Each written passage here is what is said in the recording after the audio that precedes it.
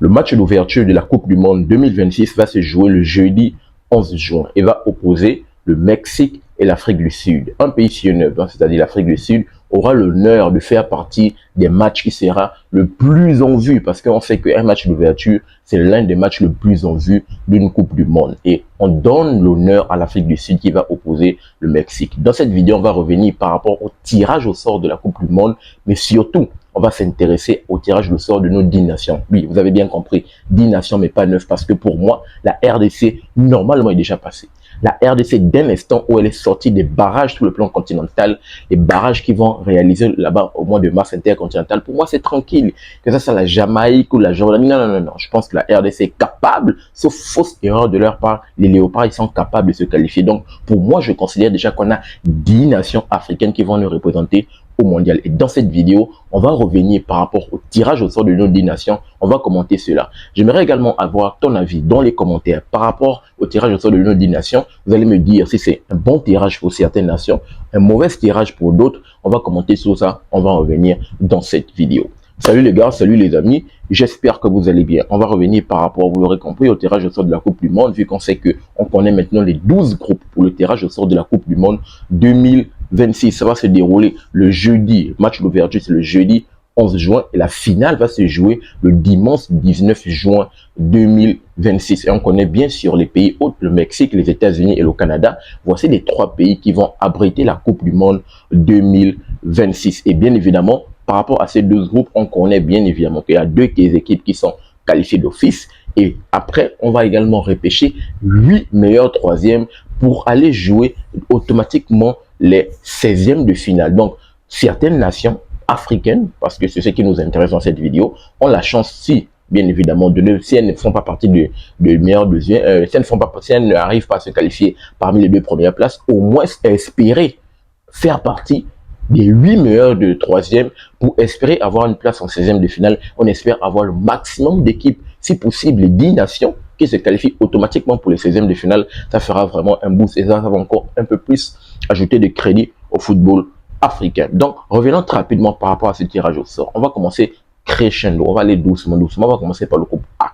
Comme je l'ai dit, bien évidemment, le match d'ouverture va opposer le Mexique et l'Afrique du Sud. Donc, dans le groupe A, on peut voir que le Mexique qui est à l'intérieur, il y a la Corée du Sud, l'Afrique du Sud et un barragiste. Barragiste, ici, ils ont écrit barragiste 4. Parmi les barragistes 4, il y a 4 nations qui vont se battre là-bas. Je pense que les barragistes 4, c'est plus les équipes européennes là-bas, vu qu'on sait que l'Europe, généralement, par rapport à la Coupe du Monde, donne plus de participants par rapport aux autres continents. Bien évidemment, l'Europe apporte plus de participants parce que voilà, le football européen est un peu plus développé par rapport aux autres continents. Donc, voilà pourquoi ils apportent un peu plus de participants. Donc, ici, parmi les 4 barragistes, il y a 4 nations qui se battent pour une place. Et la nation qui va remporter, bien évidemment, le match de barrage va se retrouver dans le groupe avec le Mexique, la Corée du Sud et l'Afrique du Sud. Mais là, rapidement, pour commenter ce groupe, pour parler de cette équipe de Bafana de l'Afrique du Sud, je pense que, lorsque j'essaie de voir, je pense que c'est un groupe quand même assez tranquille. L'Afrique du Sud, le Mexique plutôt, c'est une équipe quand même qui a l'habitude de faire un bon parcours au niveau de la Coupe du Monde, du mondial. C'est une équipe assez solide. Je pense que l'Afrique du Sud peut, voilà, ça va être difficile pour le match d'ouverture. Déjà que le Mexique sera à la maison. La ferveur publique, on connaît que le football du côté du Mexique, là-bas, ils sont trop, on va dire quoi, ils sont comme l'Amérique du Sud là-bas, ils sont vraiment dans du fanatisme et tout ça là, donc forcément il y aura un fort public. L'Afrique du Sud, on espère que ça sera pas un match où ils vont sombrer, parce que voilà, il y aura un public qui sera forcément là, et l'Afrique du Sud, on va dire, ils seront pas à la maison. Donc ça va vraiment, c'est ce qu'on appelle un match à domicile. Le Mexique sera vraiment à domicile parce que forcément il y aura une force populaire, comment dire, un public, un 12e homme qui va forcément grandir. Et j'espère que l'Afrique du Sud ne va pas sombrer dans ce match, mais je pense que ils peuvent quand même le faire. Face à la Corée du Sud, c'est également une bonne nation sur le plan mondial. On verra ce que ça va donner et on verra le 4e barragiste. Je pense que l'Afrique du Sud a au moins toutes ses chances, au moins minimum, de finir parmi les meilleurs 3e. Et c'est qu'elle doit minimum viser pour pouvoir s'en sortir par rapport à ces groupes. Venons maintenant, parlons par rapport au groupe B. Le groupe B ici, on voit c'est le Canada, la Suisse et le Qatar. et un barragiste du groupe 1. Également, ces 4 nations également qui doivent se battre pour obtenir une place. Bon, ici, il n'y a pas une nation africaine, mais on va également commenter très rapidement lorsque j'essaie de voir ce groupe. Le Qatar ici qui se retrouve, Qatar pays hôte qui se retrouve dans le groupe P avec la Suisse. La Suisse également qui est une très bonne nation, qui a l'habitude également de nous montrer de belles choses, mais plus pendant l'Euro, la Suisse pendant le mondial. C'est pas tellement ça. Le Qatar également, pendant le dernier mondial, a montré quand même de belles choses, même assez intéressantes. Donc, pour cette poule, vraiment, c'est quand même, on va dire, une poule qui est quand même assez tranquille. Pour ma part, je pense que toutes les nations sont capables de s'en sortir. La Suisse également, normalement, elle est capable quand même de s'en sortir dans ce groupe. Sinon, le Qatar, normalement, de base, c'est censé montrer de belles choses. Mais le Canada également, c'est une belle nation. Il faut le dire, le Canada, c'est une belle nation qui a montré également de belles choses pendant la dernière édition. Donc, c'est un groupe pour moi assez ouvert. Toutes les nations sont capables de se qualifier. Alors, rapidement, pour passer au groupe C. Et le groupe C, il y a une nation africaine qui est présente, vu que le groupe C est composé du Brésil, le Maroc, l'Écosse et Haïti. On retrouve bien évidemment le Maroc, les Lions de l'Atlas, qui a été demi-finaliste de la dernière édition de la Coupe du Monde. Le Maroc est actuellement premier au classement FIFA sur le plan continental. Donc le Maroc qui va rencontrer le Brésil. Gros match. Très gros match. Le Maroc nous a déjà montré pendant la dernière édition de la Coupe du Monde qu'elle est capable d'aller titiller les grands.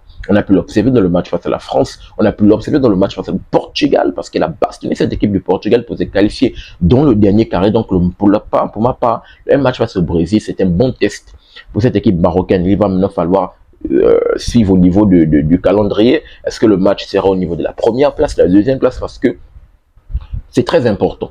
Si c'est le premier match, c'est assez tranquille, ça peut être un match ouvert, il n'y a pas de calcul. Par contre, si c'est le deuxième match, tout dépendra du premier match. Si tu gagnes le premier match, normalement, tu te dis que ça se joue au calcul pour dire que soit tu consolides un match nul pour être tranquille, ou bien soit tu ne vas pas à l'abordage. Donc, forcément, il y a des calculs. Par contre, si tu perds le premier match, forcément, tu vas te découvrir et aller chercher cette équipe brésilienne. Donc, vraiment, on verra ce que ça va donner au niveau du calendrier pour savoir à quel niveau ça va se situer, soit c'est au dernier match, soit c'est au deuxième ou au premier match. Mais c'est un très gros choc pour cette équipe, pour ce groupe C, entre le Maroc et le Brésil. Un très bon test pour cette équipe des Lions de la classe, mais je pense qu'ils peuvent s'en sortir quand même par rapport dans ce groupe. Pour ma part, après, il y a l'Écosse, il y a Haïti. Je pense que le Maroc, logiquement, est capable et va s'en sortir de ce groupe.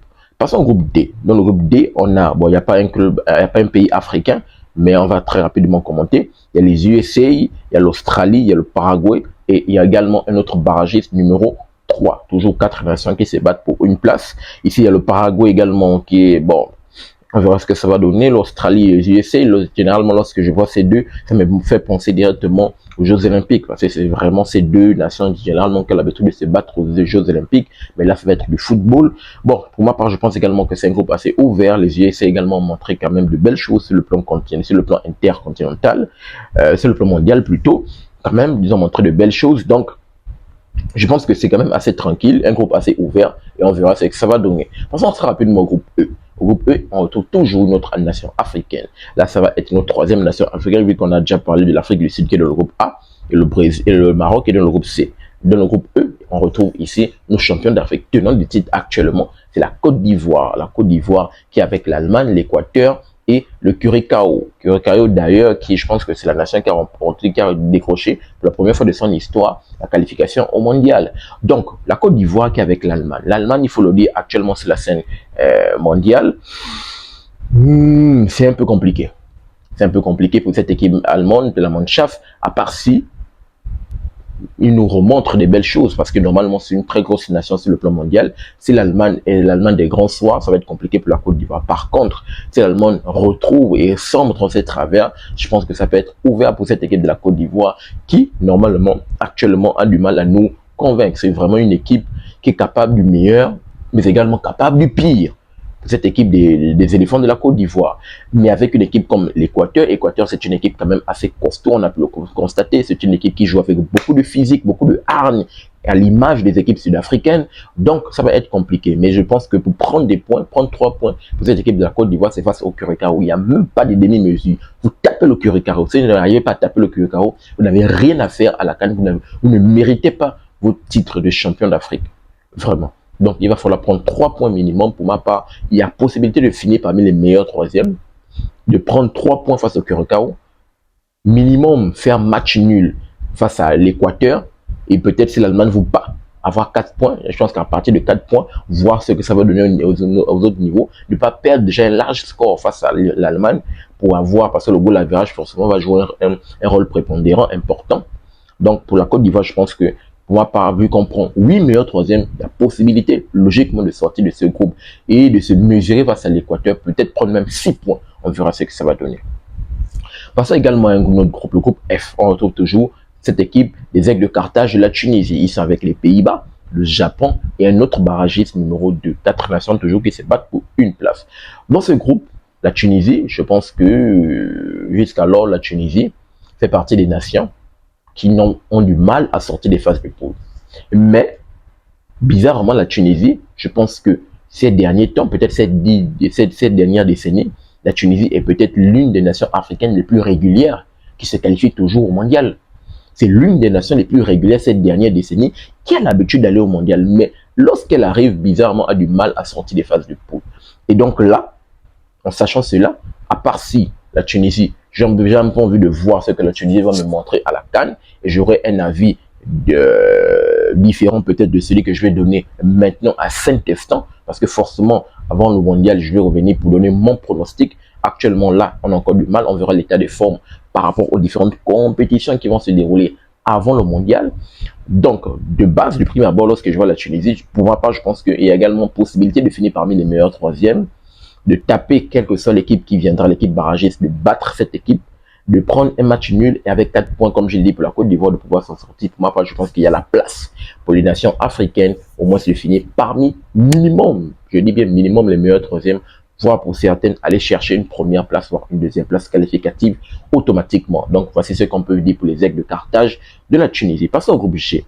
On retrouve également l'Égypte. Les Lions, les Pharaons égyptiens sont à l'image de cette équipe des Aigles de Carthage de la Tunisie. Eux également ont du mal à sortir des phases de poule. C'est vraiment compliqué. Je pense que ça va être le dernier mondial pour Mohamed Salah. Est-ce qu'il va pouvoir se transcender, montrer de belles choses, porter cette équipe au mondial? Ça a été difficile ces derniers temps.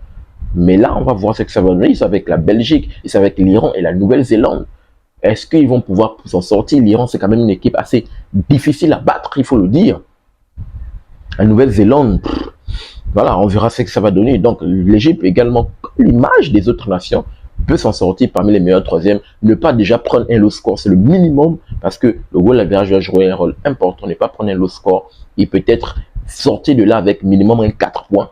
Ça peut permettre bien sûr de se titiller parmi les meilleurs troisièmes. Donc pour les pharaons égyptiens également qui ont du mal à sortir des phases de poule, on verra ce que ça va donner si Mohamed Salah arrive à se transcender sans doute pour son dernier mondial.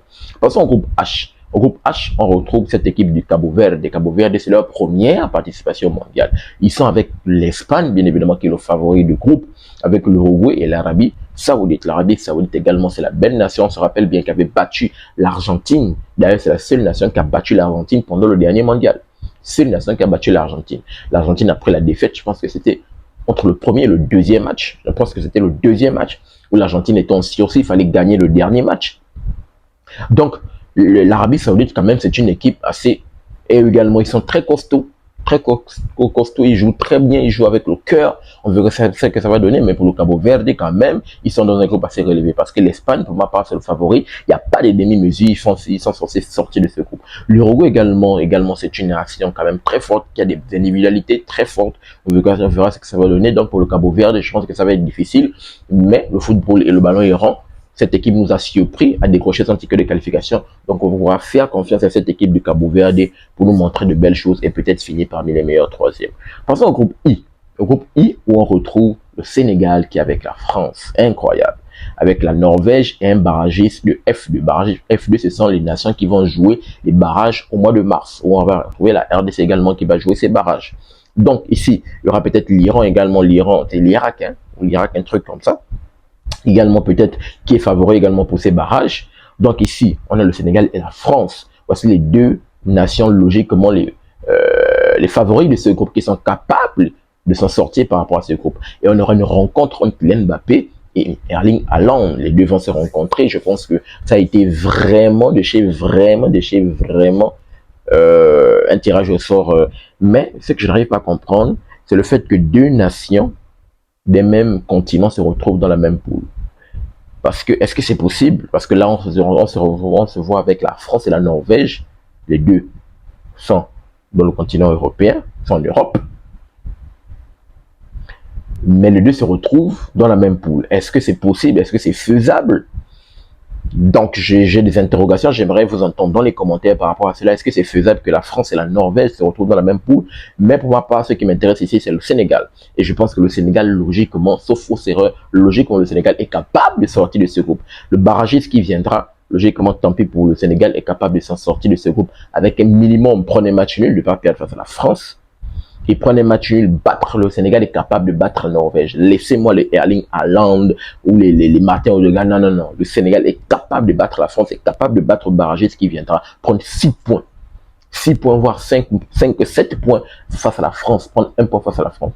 Donc, le Sénégal, logiquement, pour ma part, je pense que c'est tranquille. Ils peuvent s'en sortir par rapport, ils sont quand même deuxième au classement sur le plan continental. Ils sont capables de s'en sortir. Passons au groupe J, où on peut voir cette équipe des Fennecs de l'Algérie, eux qui reviennent bien évidemment dans le mondial. Ils voulaient participer au dernier mondial qui s'est déroulé au Qatar. Malheureusement, ça a été compliqué. On se rappelle bien la climatisation de cette équipe des Lions indomptables du Cameroun et l'Algérie qui se retrouve avec l'Argentine, quand même le tenant titre, le mondialiste, avec l'Autriche et la Jordanie.